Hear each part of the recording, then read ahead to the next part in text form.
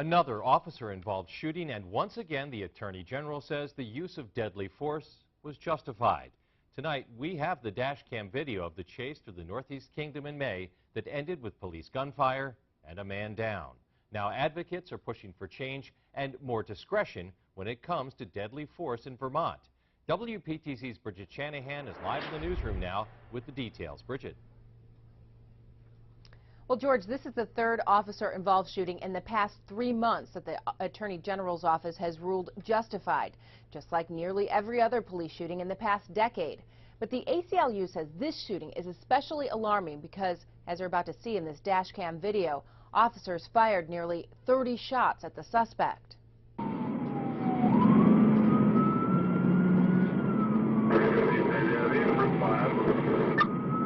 It started with a chase after Vermont state troopers say they saw 28-year-old Eric Jackson roll through an intersection early on a Wednesday morning at the end of May.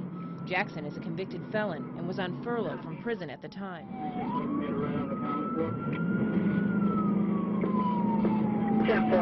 Right on Calendar Brook. Speeds topped more than 100 miles an hour. The chase went on for 15 minutes through Orleans and Caledonia counties. Jackson finally stopped, then rammed a police cruiser. That's when officers opened fire.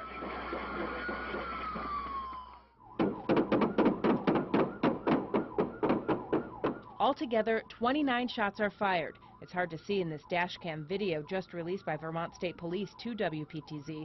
But officers were firing at Jackson after his Jeep got stuck in an embankment and didn't stop until he slumped over in his seat, hit multiple times in the face, stomach, shoulder, and hand.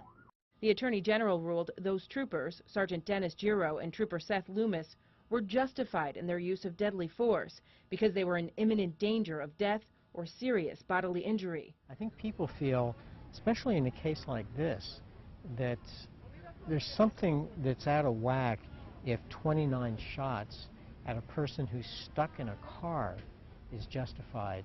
The executive director of Vermont's ACLU, Alan Gilbert, wants to review Vermont's deadly force policy. It seems police are using guns an awful lot. Consider this. Since 2000, there's been 32 officer-involved shootings in the state of Vermont. They've all been ruled justified, except for 2. The Attorney General sees himself as the state's top cop, and when you have cops investigating cops, there's always at least the suspicion that there's not the objectivity that is needed when you have a case such as this.